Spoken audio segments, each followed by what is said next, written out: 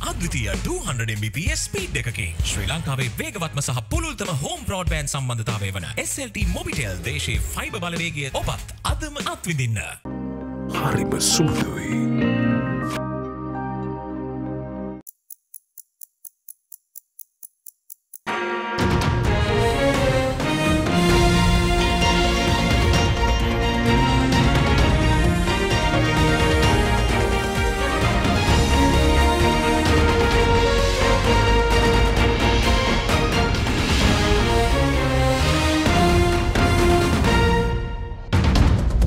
Tonight on First at 9 this Monday, the 21st of August 2023. Sing Sri Lanka. The Singaporean president assures President Ranil Wickremesinghe that Sri Lanka and Singapore have much scope to deepen further bilateral ties. Inflation deflating. Headline inflation further eases to 4.6% in July from 10.8% in June. Swap payment. Sri Lanka settles 25% of the $200 million currency swap from Bangladesh. Indo-Lanka security. Security interests of both India and Sri Lanka are the same, says Sri Lankan High Commissioner in New Delhi. ඔබේ විශ්වාසය දිනු සෙන්සුරයින් දැන් ළඟම ඇති ෆාමසියෙන් ලබාගත හැක. Rhino Cement Roofing Sheets. හොඳම මිලට කල් පවතින වහරයක්. This is AdaDerana First at 9. Live from Studio 24 in Colombo.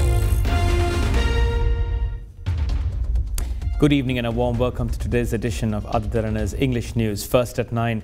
This is Jonathan Benedict. Let's take a look at our top story for this evening.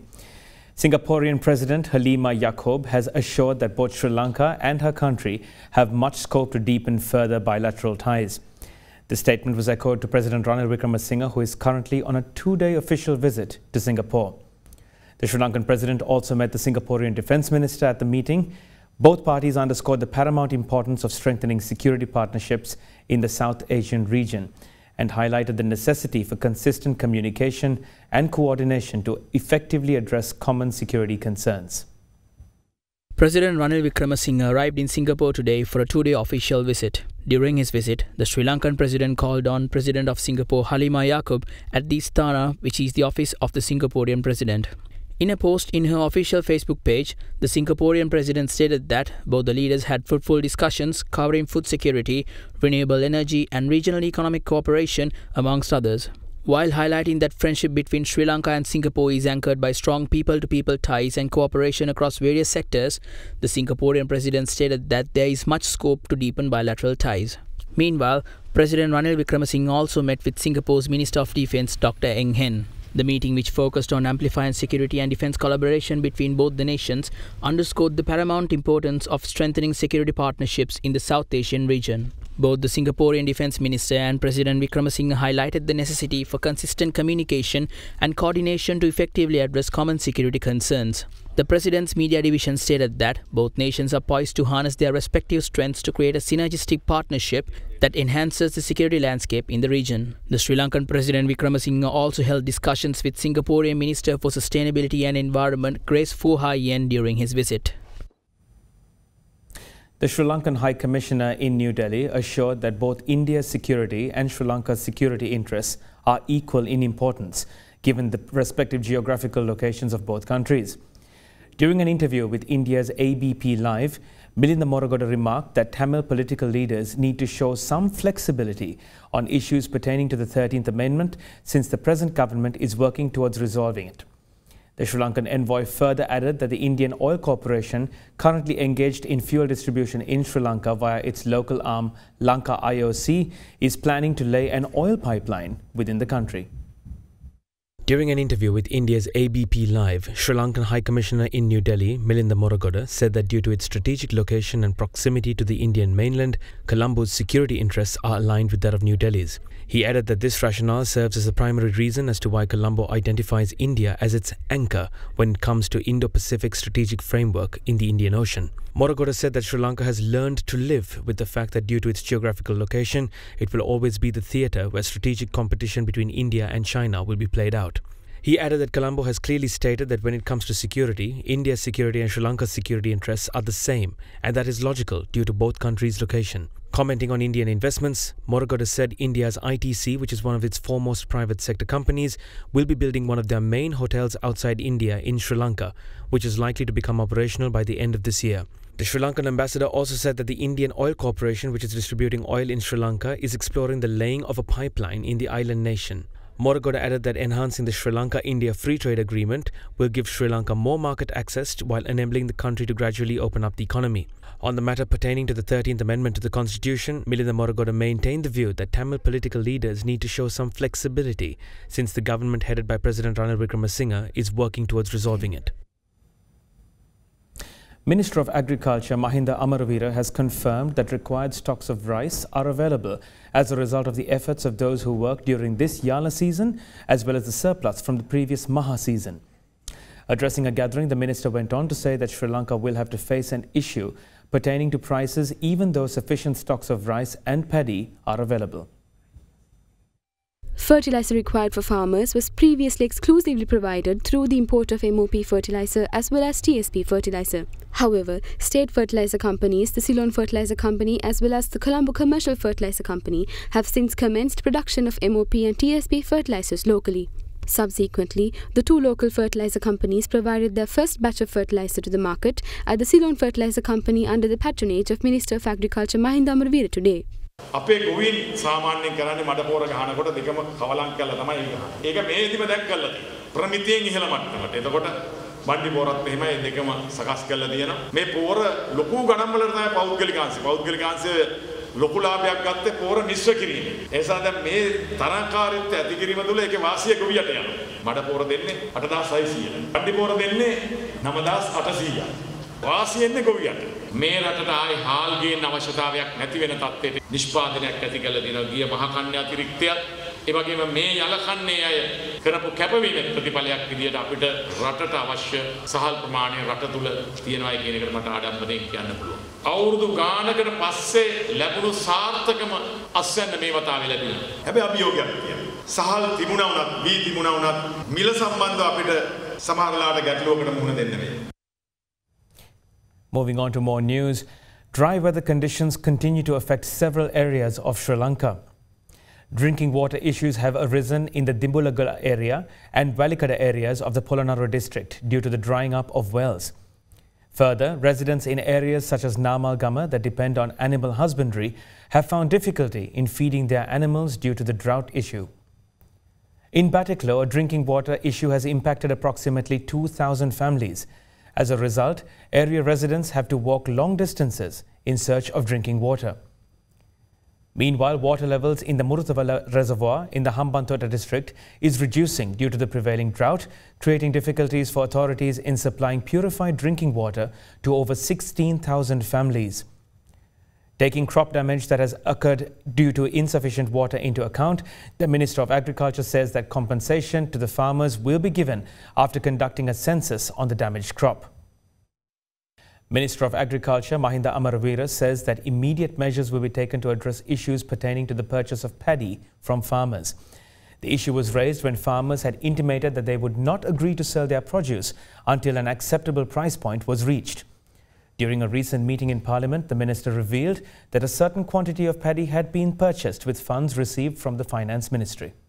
A meeting of the Ministerial Consultative Committee on Agriculture was held in Parliament recently under the patronage of Minister of Agriculture Mahinda Amaravira. During the meeting, Minister Amaravira responded to problems raised by parliamentarians pertaining to the purchase of paddy. He confirmed that immediate steps will be implemented to resolve issues which have arisen in the purchasing of paddy from farmers. Minister Mahinda Amaravira revealed that a certain quantity of paddy had been purchased with funds received from the Finance Ministry, as the Paddy Marketing Board had not allocated sufficient funds. He highlighted that if this was not addressed, farmers will not be inclined to sell paddy at the demarcated price point.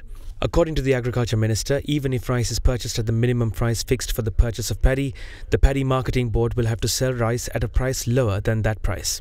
Given the situation, he confirmed that steps will be taken to resolve the problems related to the purchase of paddy following discussions with the relevant stakeholders.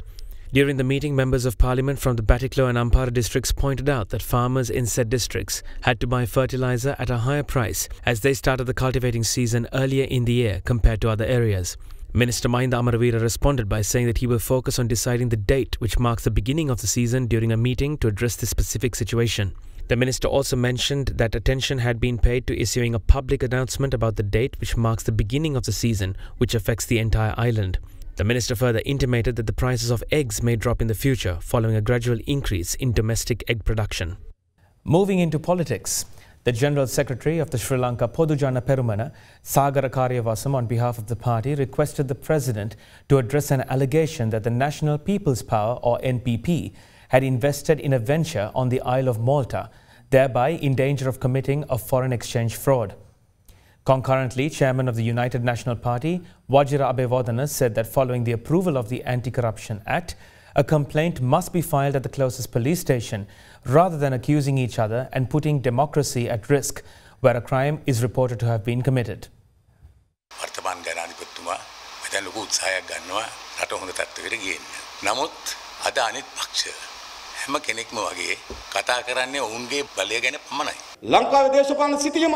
ඉතාමත් පැහැදිලි ලෙස කඳවුරු දෙකකට බෙදමින් තිබෙනවා. ජාතික ජන බලවේගය කේන්ද්‍ර කරගත්තු එක කඳවුරක් ඒගොල්ලෝ ඔක්කොම එකතු වෙච්ච තව කඳවුරක්. ඔවුන් සමග එකට දේශපාලනය කරපු ඔවුන්ගේ සටන් සගයින්ම තමයි ඔවුන්ට චෝදනා කරන්නේ ඊටාම බරපතල ආකාරයෙන් විදේශ විනිමය වංචාවක් සිදු කරලා තියෙනවා කියලා. මෝල්ටාව කියන දූපතක මුදල් ආයෝජනය කරලා තියෙනවා කියලා එහෙම කරලා තියෙනවා නම් ඒක ඊටාම බරපතල තත්ත්වයක්. මේ රටේ තිවිච්ච විදේශ විනිමය මහා විශාල ප්‍රමාණයක් ගෙනහිල්ලා වෙනත් රටක ආයෝජනයක් කරලා තියෙනවා නම් පළමුවෙන්ම ඔවුන්ට ඒ මුදල් ලැබුණේ කොහොමද?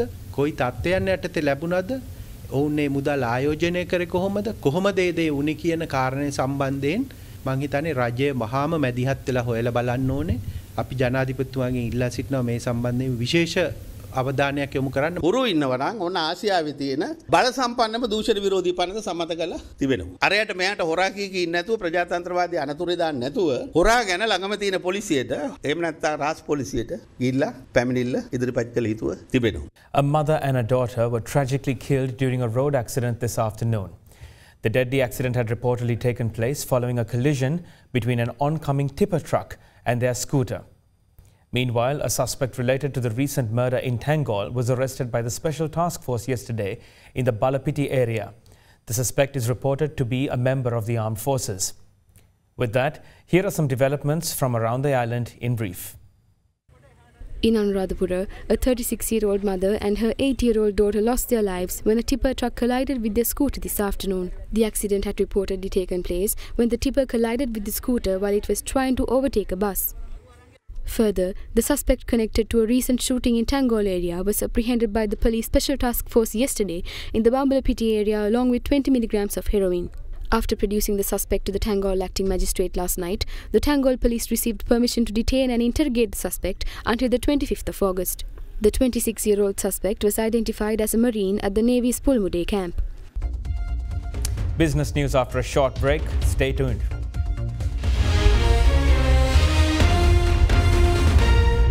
ගොඩමට පෙරලි කරන බලපුළුවන් කාරයා මහින්ද්‍රා යුවෝ ඩීමෝ වෙතින්.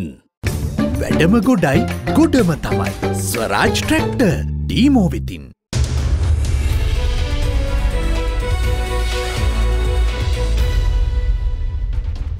Welcome back. The National Consumer Price Index-based headline inflation in Sri Lanka eased further in July to 4.6% from 10.8% recorded the month before. The Department of Census and Statistics said that the year-on-year inflation of the food group dropped to 2.5% in May, while year-on-year inflation in the non-food group reduced to 18.3%. The central bank also estimates headline inflation to stabilize around the mid-single-digit mark going into the future. The rate of inflation as measured by the National Consumer Price Index on a year-on-year basis reduced to 4.6% in July this year from 10.8% recorded in June. According to the Department of Census and Statistics, the year-on-year inflation in the food group reduced to negative 2.5% during July from 2.5% recorded in June, while the non-food group inflation subsided from a rate of 18.3% in June to 10.9% in July. For the month of July, the contribution to inflation by food commodities on a year-on-year basis was negative 1.19%. The contribution of non-food items of 5.75% was mainly due to price increases in the alcoholic beverages, tobacco and narcotics, clothing and footwear, housing, water, gas and other fuel categories with a contribution of 2.98%, with the restaurant and hotels category tallying 0.38%. Per the latest projections of the central bank, headline inflation will stabilize around mid-single digit levels over the medium term. Sri Lanka has repaid $50 million of the $200 million currency swap obtained from Bangladesh 2 years ago. The currency swap was authorized by Bangladesh in May of 2021 for Sri Lanka to help boost the island nation's economy, becoming the first South Asian country to extend crucial financial assistance to Colombo that year. However, with the deep economic crisis last year, the Sri Lankan government could not start repaying the loan and announced an external debt default in April of 2022. Subsequently, the loan repayment was extended 3 times until this tranche was just completed. The Colombo bourse closed lower today, dragged by losses in consumer staples and financial stocks.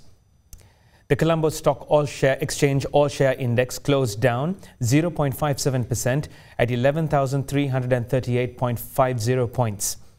Expo Lanka Holdings and CT Holdings were the top losers on the All-Share Price Index, falling 3.2% and 10.4% respectively. Trading volume on the index rose to 169 million shares from 129.4 million shares in the previous session. Meanwhile, the S&P SL20 index dropped by 0.87% to close at 3,238.40 points. Market turnover rose to 4.38 billion rupees from 4.18 billion rupees in the previous session. The diversified financial sector was the top contributor to market turnover, while the utilities sector was the second highest contributor. Foreign investors were net buyers, purchasing stocks worth 272.6 million rupees, while domestic investors were net sellers, offloading shares worth 4.32 billion rupees. With that, let's take a look at how the rupee traded against other major currencies during the day today.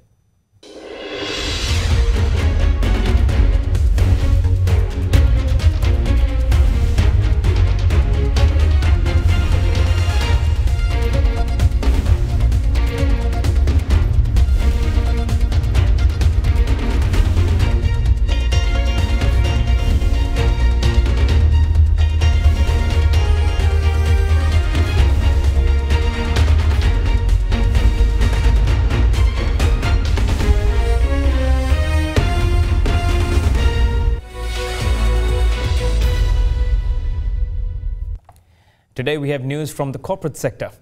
In the corporate sector today, Sri Lanka's Diamond Best Foods, in collaboration with the Udunuwara Development Trust, provided 5,000 beneficiaries under the Poshana Satkarya 2023 program with milk powder worth 20 million rupees. Meanwhile, in textile news, Sri Lanka BPPL Holdings said that the firm anticipates lower production costs as fuel costs have begun to reduce, whilst expecting a faster pickup in orders for recycled polyester yarn for the upcoming financial year. Let's take a look at a few more updates from the corporate world in brief.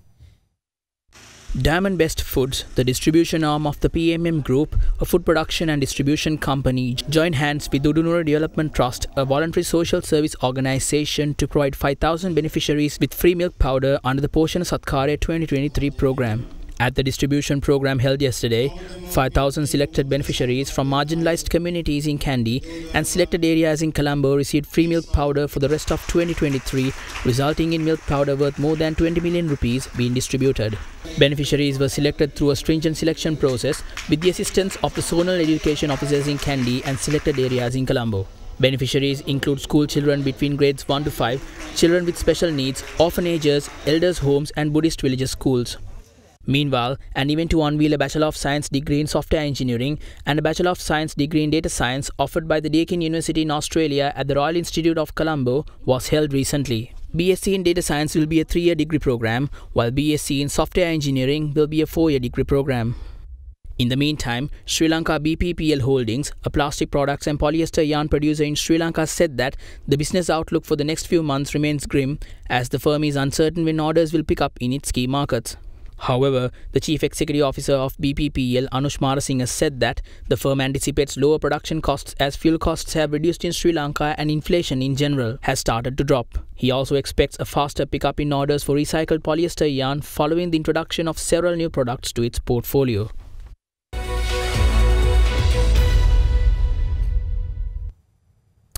Oil prices edged higher on Monday as tighter supplies reflected in fewer exports from Saudi Arabia and Russia, and high heating oil prices outweighed concerns about global demand growth amid high interest rates. Analysts say that prices still have more room to grow due to limited supply. However, the slight stability of the dollar may help ease increasing prices. Brent crude climbed 76 cents to $85.56 a barrel, while US West Texas Intermediate crude was at $82.10 a barrel, up 85 cents. The September West Texas Intermediate crude contract expires on Tuesday, and the more active October contract gained 78 cents, up to $81.44 a barrel. Both front-month benchmark prices snapped a 7-week winning streak last week to post a weekly loss of 2% on concerns that China's sluggish economic growth will adversely impact oil demand and the possibility that the US interest rate hike cycle is not over yet. Analysts say that a tight oil balance can be expected for the remainder of the year, which can increase prices further, while the stability in dollar may support to ease the increase. A weaker dollar makes oil purchases less expensive for holders of other currencies, sparking demand. Despite its economic woes, China is drawing on record inventories amassed earlier this year as refiners scale back purchases following supply cuts by the Organization of the Petroleum Exporting Countries, OPEC, and allies including Russia, known as OPEC Plus, driving global prices above $80 a barrel. Still, in July, Saudi Arabia's shipments to China fell 31% from June, while Russia, with its discounted crude, remained the Asian giant's largest supplier. That wraps up my bulletin for today. Join us again at the same time for more up-to-date news on Sri Lanka's Premier News channel at the same time tomorrow. For now, this is Jonathan Benedict wishing you a blessed week ahead. Good night. For news and information you can trust 24 hours a day, visit AdaDerana.lk.